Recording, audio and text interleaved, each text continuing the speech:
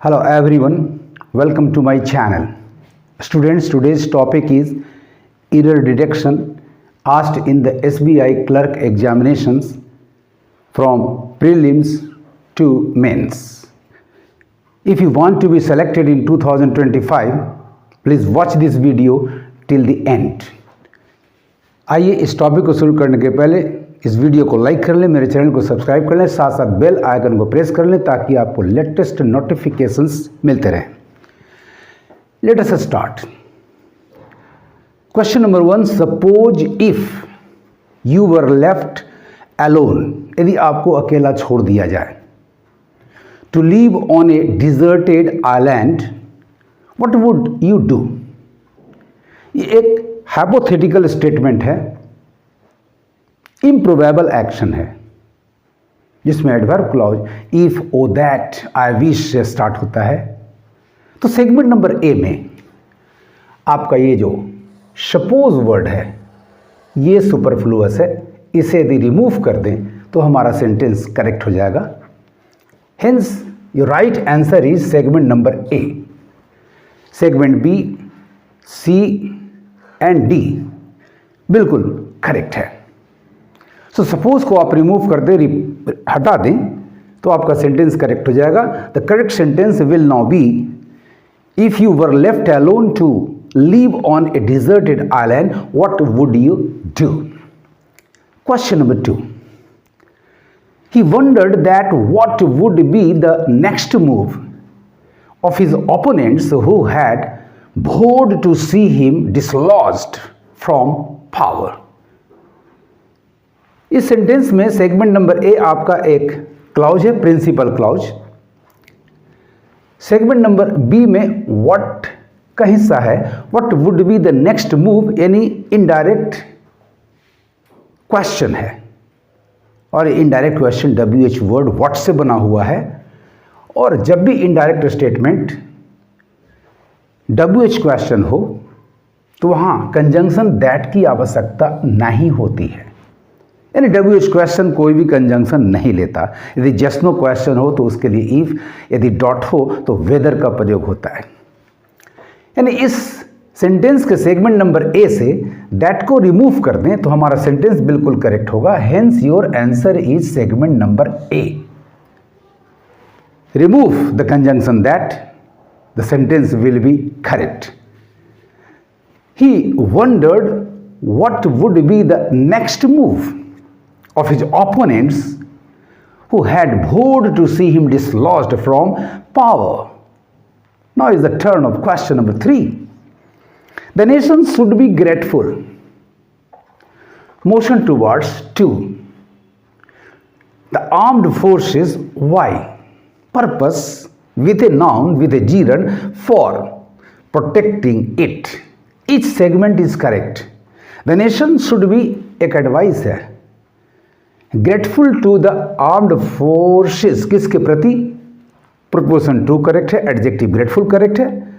क्यों, तो for plus purpose के लिए जीरंड बिल्कुल करेक्ट है. For protecting it, any sentence में कोई भी सेगमेंट में एरर नहीं है, एरर फ्री है. Hence your answer is segment number ई.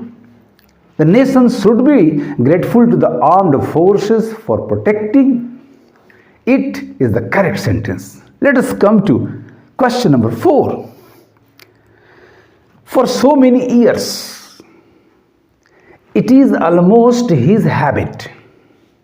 क्या भाई, टू गो, जब भी वाई का जवाब वर्ब से हो और वो सब्जेक्ट के लिए स्टैंड करता हो तो हमेशा इन्फिनेटिव होता है. यानी टू गो टू बेड भी करेक्ट है. सोने जाना के लिए टू गो टू बेड, यानी टू बेड भी आपका करेक्ट है. एट 10 PM डेली, और रोज का काम है तो एट 10 PM डेली भी आपका करेक्ट है. लेकिन ध्यान दें सेगमेंट नंबर ए में आपका है for so many years. For और सिंस प्लस टाइम जब भी सेंटेंस में हो तो उसकी क्रिया प्रेजेंट परफेक्ट कंटिन्यूअस टेंस में होती है. यानी आपका एरर है each. Segment number B is the answer. Correction क्या होगा, तो ईच के जगह पर हैज़ बीन का प्रयोग करना होगा, it has been. So the correct sentence will now be for so many years it has been almost his habit. अब जो एडवर्ब ऑलमोस्ट है वो इसे हम हैज और बीन के बीच में ले आएंगे तो सेंटेंस में कोई ग्रामेटिकल एरर नहीं होगा. Hence the correct sentence will now be for so many years it had almost been his habit, it had almost been his habit to go to bed at 10 p.m. daily. Before going to question number 5, I would like to introduce my book of common errors, a comprehensive guide to removing common errors. आप इसे खरीदें, WhatsApp के जरिए आप directly मुझसे खरीद सकते हैं, अमेजन फ्लिपकार्ट पर खरीद सकते हैं. आपको पूरी डिटेल जानकारी कॉमन एरर्स के संबंध में सारे डिटेल्स मैंने इसमें दिए हैं. Please buy it and happy learning with pioneer coaching centre of English. Thank you. Now let us come to question number 5. To the man who worked so hard in the project. The news was profound disappointing.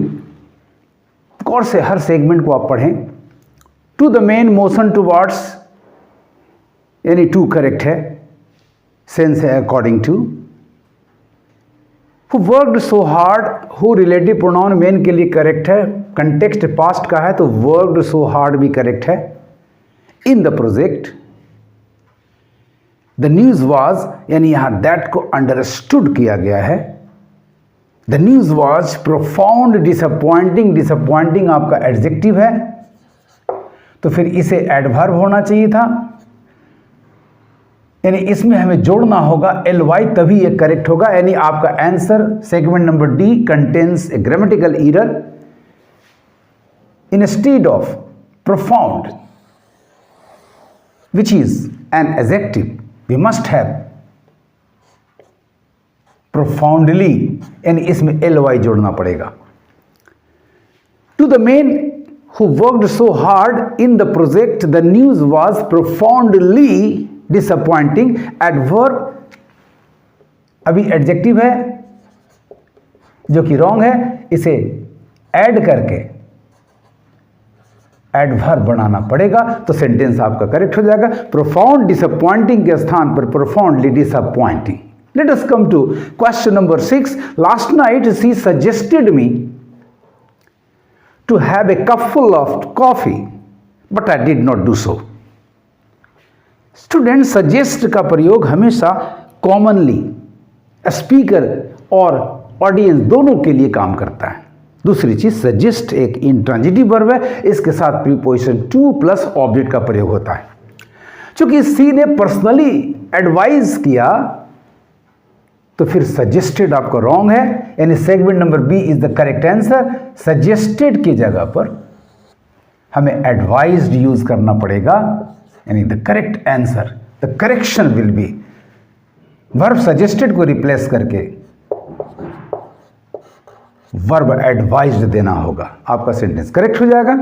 Last night she advised me to have a cup full of coffee but I did not do so. Right answer is option number B. अब बारी है question number 7 की. She asked her brother whether he had lunch और not. भाई sister co dot है तो dot है इसीलिए उसने वेदर का इस्तेमाल किया है. वेदर के क्लाउज में और नॉट का प्रयोग या क्वेश्चन टैग का प्रयोग नहीं होना चाहिए, यानी आपका ग्रामेटिकल एरर कंटेनिंग सेगमेंट है segment number C. This is your answer. और करेक्शन होगा और नॉट को हटा देना है, यानी करेक्ट सेंटेंस होगा she asked her brother whether he had lunch. He said nothing and went away. Come to the last question, number 8. I said. उसके बाद डायरेक्ट स्पीच स्टार्ट होता है. What is there? ठीक है, जब भी सवाल व्हाट से हो, सब्जेक्ट वर्ड ना हो तो डमी प्रोनाउन देयर का प्रयोग किया जाता है. No problem. What is there that, लेकिन एडजेक्टिव क्लॉज आ रहा है, that I can do for you. Dummy pronoun there can never be the antecedent to a relative pronoun. यहां आपका ये रिलेटिव प्रोनाउन है और देयर बना है एंटीसीडेंट, जो कि कभी भी संभव नहीं है।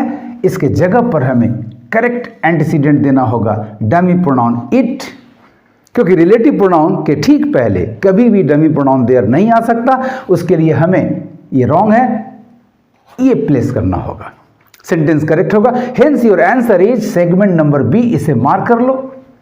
The correct sentence will now be I said what is it that I can do for you. इस तरह से students common errors, error detection, spotting errors, इस तरह के सवालों के लिए बहुत ही आसान ट्रिक मैं आपको दे रहा हूं। हर सेगमेंट के हर वर्ड को ध्यान से पढ़ें और कोशिश करें पकड़ने का कहां ग्रामेटिकल एरर है। और इसके लिए you must have a good knowledge of English grammar. उसके सारे सेगमेंट, सारे पार्ट्स की जानकारी आपको होनी चाहिए। यदि आपको मेरा ये वीडियो अच्छा लगा हो तो लाइक, शेयर, सब्सक्राइब जरूर कर देना। Thank you for watching my video. पढ़ते रहिए, आगे बढ़ते रहिए।